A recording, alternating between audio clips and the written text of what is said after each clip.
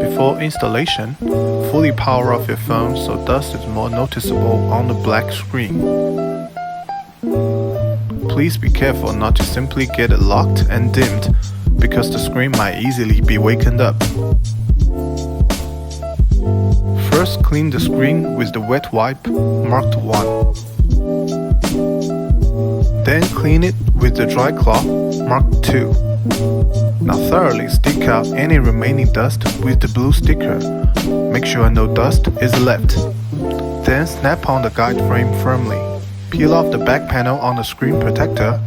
Align it with the speaker hole and top of the frame and put it down slowly.